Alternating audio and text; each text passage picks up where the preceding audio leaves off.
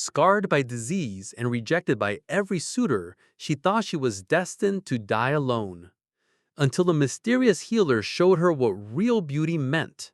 This is a story of Clara Whitmore, whose marked face became the map to a love deeper than any she could have imagined. Clara Whitmore stood before the mirror in her small Montreal apartment, tracing the familiar pattern of scars that covered the left side of her face with trembling fingers. 7 years had passed since the smallpox epidemic that had swept through the city, killing her younger brother and leaving her marked in ways that went far deeper than the physical damage visible on her skin. The scars formed an intricate web across her cheek and temple, raised and discolored tissue that drew stares from strangers and pity from those who had known her before the illness. What had once been smooth, pale skin was now a landscape of permanent reminders of her survival, marks that society had deemed hideous enough to make her unmarriageable, unemployable in any position that required contact with the public, and effectively invisible to the world of normal social interaction. At 28, Clara had long since accepted that she would never marry, never have children, never experience the kind of love that other women took for granted. She supported herself by taking in sewing and embroidery work that could be done in the privacy of her own home, emerging only when absolutely necessary to purchase supplies or attend church services where she sat in the back pew with a heavy veil covering her face. The rejection had not come all at once, but gradually, systematically, as each potential suitor who had shown interest in her before the epidemic found excuses to withdraw their attention after seeing her scarred face. Some had been honest about their revulsion, while others had offered kinder but equally devastating explanations about their family's concerns or their own inability to see past her disfigurement. "I'm sure you understand," Thomas Hartwell had said during what proved to be their final conversation, his eyes carefully focused on a point just over her shoulder rather than meeting her gaze directly. "It's not that I don't care for you, Clara, but marriage is about more than just personal feelings. There are practical considerations, social obligations. My mother says—" Clara had stopped listening after the first few words, understanding perfectly what Thomas was really saying. She was damaged goods now, unsuitable for the kind of respectable marriage that men of his social standing required. The intelligence, kindness, and accomplishments that had once made her an attractive prospect meant nothing when weighed against the social liability of being seen with a woman whose face marked her as a survivor of one of society's most feared diseases. The pattern had repeated itself with heartbreaking consistency. Friends had gradually stopped inviting her to social gatherings where her appearance might make others uncomfortable. Employers had found excuses to terminate her services when customers complained about being served by someone with such visible disfigurement. Even her own relatives had begun treating her with the careful distance that people reserved for those whose misfortune might somehow be contagious.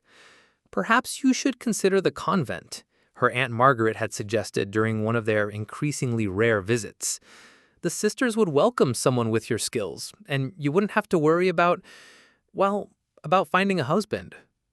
The suggestion had been meant kindly, but it had cut Clara more deeply than any outright rejection. Even her own family had given up hope that she might find love or happiness in the normal course of life. They saw the convent not as a calling, but as a refuge for damaged women who had no other options. But Clara's faith, while genuine, did not extend to accepting what others saw as the inevitable consequence of her scarred appearance. She continued to hope, continued to believe that somewhere there might be someone capable of seeing past the surface damage to the person she remained underneath. The hope was growing fainter with each passing year, but it had not yet died entirely. It was during one of her rare ventures outside her apartment, on a winter morning when she desperately needed to purchase thread for a rush embroidery order, that Clara first encountered the man who would change everything about her understanding of beauty, acceptance, and love. The streets of Montreal were treacherous with ice and fresh snow, and Clara was picking her way carefully along the sidewalk when she slipped and fell hard enough to twist her ankle and scatter her purchases across the frozen ground. As she struggled to gather her things while fighting back tears of pain and embarrassment, a shadow fell across her, and she looked up to see a stranger offering his hand. He was unlike anyone Clara had ever encountered, tall and powerfully built, with dark skin weathered by harsh climates and eyes that held depths of wisdom and compassion that seemed ancient, despite his apparently young age. His clothing was foreign, but expertly crafted. Furs and leather worked with intricate patterns that spoke of a culture far removed from Montreal's urban environment. "Are you hurt?" he asked in accented but clear English, his voice carrying genuine concern rather than the polite but distant tone that most people used when forced to interact with her. Claire's immediate instinct was to pull her shawl more tightly around her face, to hide the scars that inevitably changed people's expressions from sympathy to discomfort or disgust. But something about this stranger's manner made her hesitate, and before she could cover herself completely, their eyes met directly. What she saw in his gaze was unlike anything she had experienced since the epidemic. There was no shock, no revulsion, no polite attempt to look away from her damaged face. Instead, there was simple, honest concern for her well-being, and an acceptance so complete that it seemed to encompass not just her scars, but everything about her as a person. "My ankle," Clara admitted, allowing him to help her to her feet. "I think I've twisted it." The stranger, who introduced himself as Alasie, supported her weight easily while she tested her injured ankle. When it became clear that she couldn't walk normally, he insisted on helping her back to her apartment despite her protests that she didn't want to be a burden. "In my culture," Alasie said as he helped her navigate the icy streets, "we understand that everyone needs help sometimes. Accepting assistance when it's offered is not weakness, it's wisdom." The walk to Clara's apartment gave them time to talk, and Clara found herself more comfortable in conversation than she had been in years. Alasie asked thoughtful questions about her work, her interests, and her life in Montreal, but he never once commented on her appearance or treated her with the careful delicacy that others used when they were trying to avoid mentioning her scars. "You are an artist," he observed after seeing some of her embroidery work in the apartment. "Your hands create beauty." Clara felt heat rise in her cheeks at the compliment. It had been so long since anyone had praised her work without qualifying their admiration with comments about how unfortunate it was that her appearance prevented her from having a normal career. "It's just needlework," she said modestly. "Nothing very important." "All creation is important," Alasie replied seriously. "Beauty made by hand carries the spirit of its maker. Your work has great beauty because it comes from someone who understands both pain and healing." The comment was unlike anything Clara had ever heard, and it stayed with her long after Alasie had left. Over the following days, she found herself thinking about his words and wondering what he had meant about understanding pain and healing. She didn't have to wonder long. Alasie returned several days later to check on her ankle, bringing with him traditional remedies that proved remarkably effective for reducing both pain and swelling. As he applied the herbal treatments, Clara learned that he was not just a trader or a traveler, but a healer among his people, someone who had dedicated his life to understanding the many forms that suffering could take and the various paths that led to wholeness. "Every person carries wounds," he told her as he worked. "Some are visible, like yours. Others are hidden in the heart or spirit. But wounds are not shameful things. They are proof that we have survived experiences that might have destroyed us." What would you do if someone looked at your deepest source of shame and saw it not as a flaw, but as evidence of your strength and survival? "Most people see my scars and think I'm ruined. They think the disease took away whatever beauty I might have had." Alasie paused in his work and looked at her directly. "Most people do not know how to see true beauty. They look only at surfaces, only at things that change with time and circumstance. But real beauty comes from the spirit that shines through a person's eyes, from the kindness in their voice, from the way they treat others who are suffering." Clara felt tears starting in her eyes, not tears of sadness, but tears of recognition and relief. For the first time since the epidemic, someone was talking to her about beauty in a way that included rather than excluded her. "In my people's tradition," Alasie continued, "scars are honored as marks of survival and strength. A person who has faced death and returned to life carries wisdom that others cannot possess. Your scars tell the story of your courage. The conversation marked the beginning of a relationship unlike anything Clara had ever experienced. Alasie continued to visit regularly, always bringing new remedies for her ankle, but staying longer each time to talk about everything from healing practices to artistic techniques to philosophical questions about the nature of beauty and worth. Clara learned that Alasie was an Eskimo shaman who had traveled south to study different healing traditions and to trade for materials that were not available in the Arctic. His knowledge encompassed not just traditional medicine, but deep understanding of the psychological and spiritual aspects of healing, the ways that emotional wounds could be as debilitating as physical ones. "You have been healing people for years without knowing it," he told her one evening, as they examined some of her embroidery work together. "Everyone who sees the beauty you create with your hands is touched by your spirit. You offer them something they cannot make for themselves." "But they don't see me when they buy my work," Clara pointed out. "The shop owner takes my pieces and sells them without mentioning who made them. People enjoy the beauty without knowing it comes from someone they would consider unmarriageable." "That makes your gift even more precious," Alasie said. "You create beauty without seeking recognition or reward. You heal hearts without asking for anything in return. This is the highest form of service." The perspective was revolutionary for Clara, who had spent years seeing her isolation as evidence of her worthlessness, rather than recognizing the value of the beauty she continued to create despite her circumstances. Alasie was teaching her to see herself through entirely different eyes, to understand that her scars were not barriers to love, but part of the story that made her uniquely valuable. As winter turned to spring and their friendship deepened, Clara began to realize that her feelings for Alasie went far beyond gratitude for his acceptance and kindness. She was falling in love with a man whose understanding of beauty was so different from society's standards that he could see her as desirable rather than damaged, valuable rather than worthless. But she was also terrified that her feelings were one-sided, that Alasie's kindness was purely professional compassion rather than personal attraction. The idea of risking the precious acceptance he had found by revealing her romantic feelings seemed almost unbearably dangerous. The crisis came when Alasie announced that he would soon need to return to his Arctic homeland to fulfill his responsibilities as a healer among his people. Clara felt her heart break at the prospect of losing the one person who had made her feel valuable and beautiful, but she tried to hide her devastation behind polite expressions of understanding and good wishes for his journey. "I will miss our conversations," she said carefully, not trusting herself to say more without revealing the depth of her feelings. Alasie studied her face for a long moment, and Clara had the uncomfortable feeling that he could see through her careful composure to the pain underneath. "Clara," he said gently, "there is something I need to tell you before I leave." Clara braced herself for what she assumed would be kind but final words of farewell, perhaps some advice about continuing the healing work they had discussed, or suggestions for maintaining the new confidence he had helped her develop.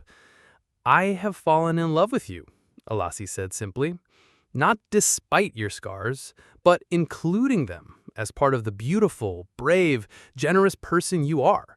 I want to ask you to come with me to my homeland, to become my partner in both life and healing work." The words hit Clara like a physical shock. She stared at Alasie in disbelief, unable to process what she was hearing. Someone loved her, not just accepted her or pitied her, but actually loved her enough to want to share his life with her. "But my face," she stammered. "People stare, they're uncomfortable. How could you want to be seen with someone like me?" Alasie reached out and gently traced the pattern of scars on her cheek with his fingertips, his touch reverent rather than clinical. "These marks tell the story of your survival," he said softly. "They show that you faced death and chose life, that you endured pain and retained kindness, that you experienced rejection and still offer beauty to the world. When I look at your scars, I see evidence of everything I love most about you." Can you imagine someone not just accepting your deepest shame, but actually seeing it as part of what makes you beautiful and lovable? The conversation that followed was the most honest and transformative of Clara's life.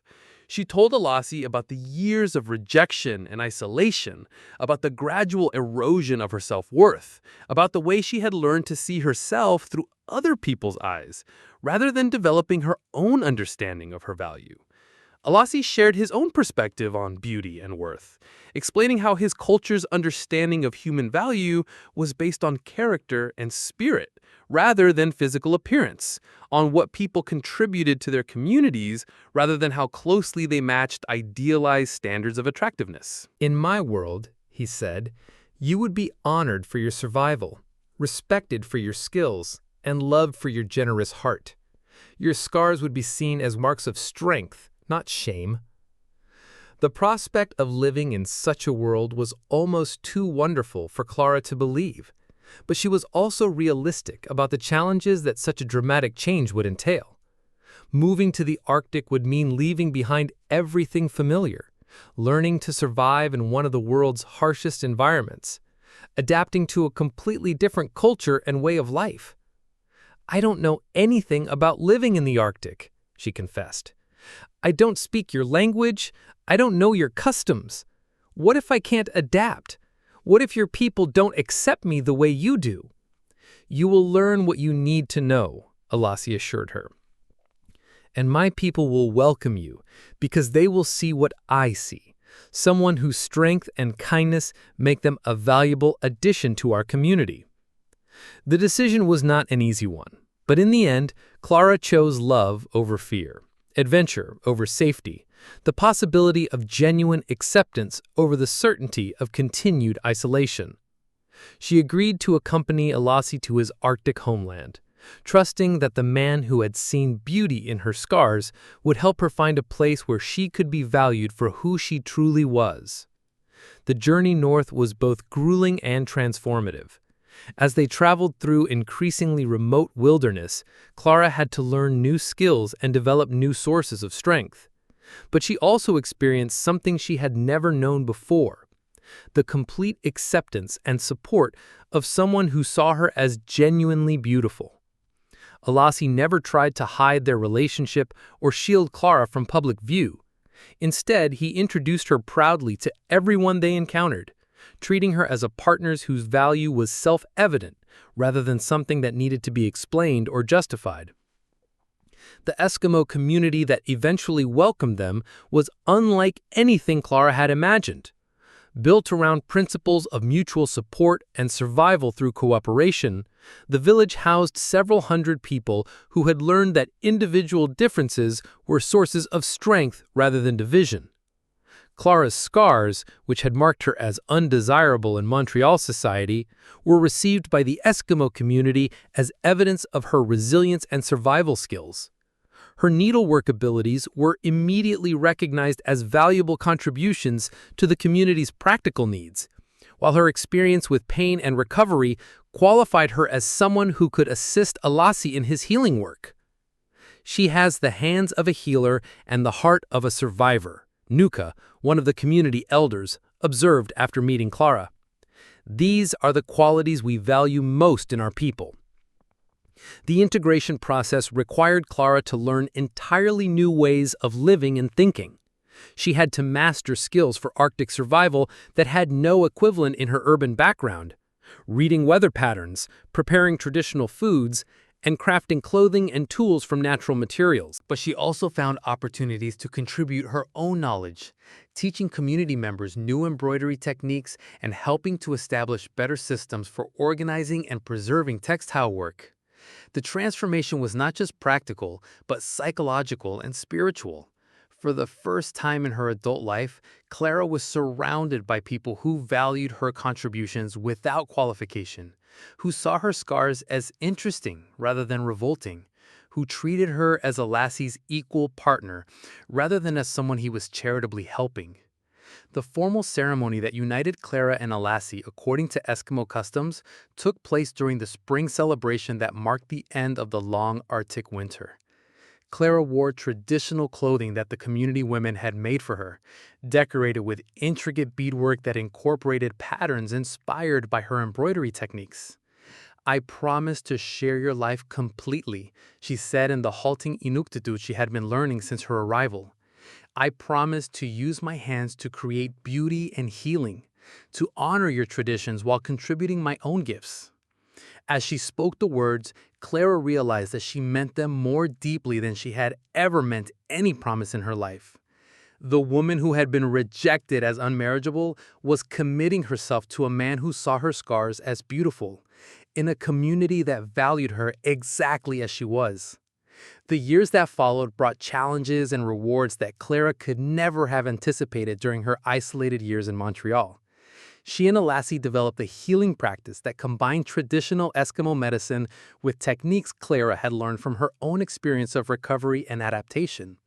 Their approach was particularly effective with patients who were struggling with disfigurement or disability, people who needed to learn not just how to heal physically, but how to rebuild their sense of self-worth and place in the world. Clara's own journey from shame to acceptance provided powerful examples of how people could redefine their understanding of beauty and value. You show them that scars can be beautiful, Alasie told Clara, as they worked with a young hunter who had been severely burned in an accident and was struggling with depression and social withdrawal. Your confidence in your own worth gives them permission to find their own. Clara's story became part of the community's oral tradition, told and retold to illustrate important lessons about the difference between superficial and essential beauty, about the value of survival and resilience, about the way that love could transform shame into pride. Their children grew up understanding that beauty came in many forms, that strength was more important than appearance, that the most valuable people were often those who had overcome the greatest challenges. They learned to see their mother's scars not as flaws, but as marks of honor, evidence of the courage and determination that had brought their family together. The community prospered under the joint leadership of Clara and Alasie, becoming known throughout the Arctic as a place where healing encompassed not just physical treatment, but emotional and spiritual recovery. People traveled from distant communities to seek their help, drawn by stories of healers who understood that true wellness required addressing all aspects of human suffering. But perhaps most importantly, Clara's transformation had a profound impact on how the community understood and treated people with visible differences or disabilities. Her example helped establish new traditions of acceptance and support that made the village a refuge for anyone who had been rejected or devalued by other communities. Years later, as Clara watched her grandchildren play in the snow outside their home, she often thought about the woman she had been in Montreal, hidden behind veils, convinced that her scars made her unworthy of love, resigned to a life of isolation and loneliness. That woman seemed like a stranger now, someone who had believed lies about beauty and worth that bore no relationship to reality. The scars were still there, would always be there, but they had been transformed from sources of shame into symbols of survival, from barriers to love into pathways to deeper understanding. The transformation had not happened overnight, and it had not been without its difficult moments and painful adjustments.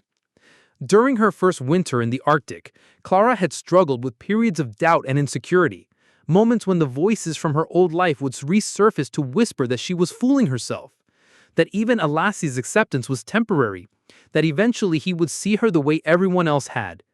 These dark thoughts had been particularly strong during the long months of Arctic winter, when the lack of sunlight and the isolation of the harsh season had made it easy to fall into depression and self-doubt. There had been nights when Clara had stared at her reflection in the polished metal that served as a mirror, tracing her scars and wondering if she had made a terrible mistake in believing that anyone could truly love someone so visibly damaged. It was during one of these particularly difficult periods that Siku, one of the elder women in the community, had taken Clara aside for a conversation that would prove to be as transformative as her first meeting with Alasie. "You are fighting with ghosts," Siku had observed with the directness that characterized her people's approach to emotional difficulties. "The voices in your head are not your own. They belong to people who never understood what they were looking at when they saw you." "But what if they were right?" Clara had asked, voicing the fear that haunted her darkest moments. "What if I really am as unmarriageable and unlovable as they said?" Siku has laughed, not mockingly, but with the kind of gentle amusement that came from recognizing a familiar form of foolishness. "Child, look around you. You are married to one of our most honored healers. You are valued by our entire community. You are creating beauty with your hands and healing with your presence. How can you still believe the lies that people told you when they were looking at you through eyes clouded by ignorance? The conversation had helped Clara understand that healing from years of psychological damage would take time and conscious effort, just like healing from physical wounds. She had to learn to recognize the difference between her own thoughts and the internalized voices of people who had never seen her true worth. Alasie had been patient and understanding during these struggles, helping Clara develop techniques for challenging negative thoughts and replacing them with more accurate assessments of her value and capabilities. He had also introduced her to traditional healing ceremonies that address the spiritual dimensions of self-worth and identity.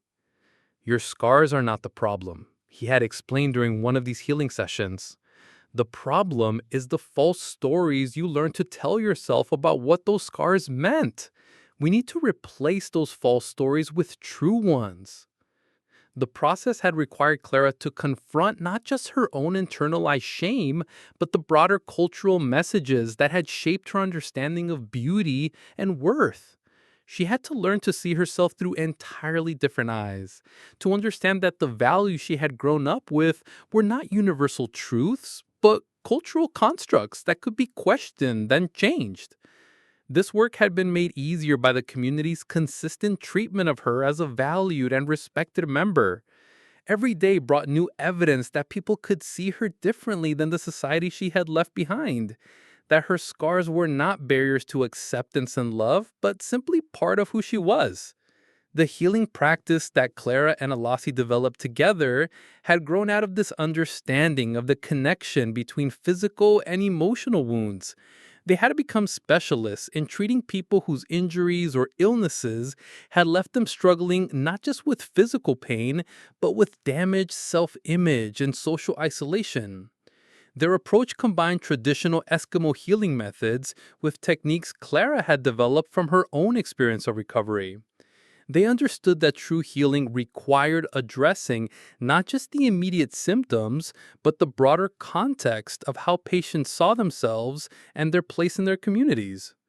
Every person who comes to us carries two kinds of wounds, Clara would explain to other healers who came to learn their methods. The visible wounds that brought them here, and the invisible wounds created by how others have responded to their condition. We have to treat both if we want them to truly heal.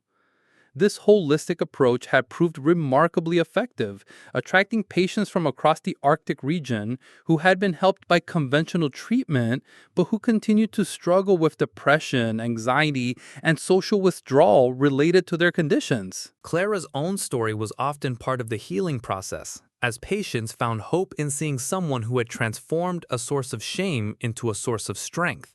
Her willingness to share her journey from isolation to acceptance helped others understand that their current struggles were not permanent conditions, but challenges that could be overcome with time, support, and new ways of understanding themselves. One of their most memorable patients had been a young woman named Kira, whose face had been mauled by a polar bear during the hunting accident. The physical wounds had healed, but Kira had become so withdrawn and depressed that she refused to leave her family's home or interact with other community members.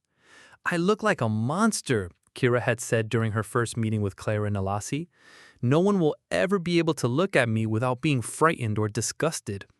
Clara had understood exactly what Kira was experiencing, recognizing in the young woman's words the same despair and self-hatred that had once consumed her own thoughts. But now, instead of feeling helpless in the face of such pain, Clara had tools and wisdom to offer. "I thought the same thing once," Clara had told Kira, gently pulling back the hood that usually covered her own scars. "I believed that my face made me unworthy of love or acceptance. But I was wrong, and so are you." The healing process with Kira had taken months of patient work, gradually helping her rebuild her sense of self-worth, while also teaching her practical techniques for managing social interactions and developing new sources of confidence. Clara's own example had been crucial to the process, showing Kira that it was possible to live fully and joyfully despite visible differences. "You saved my life," Kira had told Clara on the day she finally felt ready to return to normal community activities. "Not just by helping me heal, but by showing me that healing was possible." Stories like Kira's had become common in Clara and Alasie's practice, as they developed a reputation for being able to help people who had been written off by others as hopelessly damaged or permanently disabled.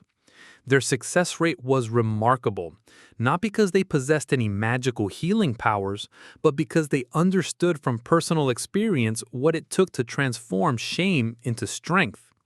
The community had grown and prospered around their healing work, attracting families who wanted to live in a place where differences were celebrated rather than stigmatized.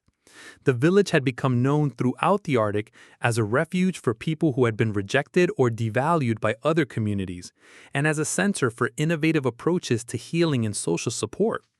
But perhaps more importantly, the community had developed new traditions and practices that ensured no one would experience the kind of isolation and rejection that Clara had endured in her former life. Children grew up learning that worth was determined by character and contribution rather than appearance, that strength came in many forms, that the most valuable community members were often those who had overcome the greatest challenges. The educational programs that Clara had established taught these principles explicitly, helping young people understand the difference between superficial and essential qualities, between temporary and permanent values, between what society might say about people and what was actually true about their worth. "Every person has something valuable to contribute," Clara would tell the children in her classes. "Your job is to discover what gifts you have been given and find ways to share them with others. Your appearance, your background, your past difficulties, none of these things determine your value. Only your choices and your character can do that." The lessons had proved effective not just for the children in Clara's own community, but for young people throughout the Arctic region who came to study with her. She had trained dozens of other educators who carried these principles back to their own communities, creating a network of support and understanding that extended far beyond the single village where Clara and Alasie lived. Their children had grown up as living examples of these principles, developing into confident and capable adults who measured themselves and others by character rather than appearance. Their eldest daughter, Nayeli, had become a gifted healer in her own right, combining her parents' approaches with innovations of her own. Nayeli had inherited Clara's artistic abilities and Alasie's spiritual insight, making her particularly effective at helping patients who were struggling with identity issues related to illness or injury. She had also developed new techniques for working with children who had been born with visible differences, helping them build strong self-images from an early age, rather than having to recover from years of damaged self-worth. Their son Tunu had chosen a different path, becoming a skilled hunter and community leader whose diplomatic abilities made him valuable in negotiations with outside groups. His confidence and leadership skills have been shaped by growing up in a family where worth was measured by contribution rather than conformity, where differences were seen as strengths rather than weaknesses. Their youngest child, Aput, had surprised everyone by developing into an innovative craftsman whose work combined traditional techniques with new materials and methods. His artistic creations had attracted attention from traders and collectors throughout the region, creating new economic opportunities for the community while showcasing the sophistication of Arctic artistic traditions. All three children had learned from their mother's example that challenges could be transformed into advantages, that apparent weaknesses could become sources of strength, that the most meaningful lives were often built from the most difficult beginnings. The grandchildren who began arriving as the years passed represented yet another generation of the family's legacy of resilience and adaptation. These children grew up even more confident than their parents, surrounded by multiple generations of people who valued character over appearance, contribution over conformity. They learned their grandmother's story as part of their family history, understanding that the scars that marked Clara's face were symbols of courage and survival, rather than shame or limitation.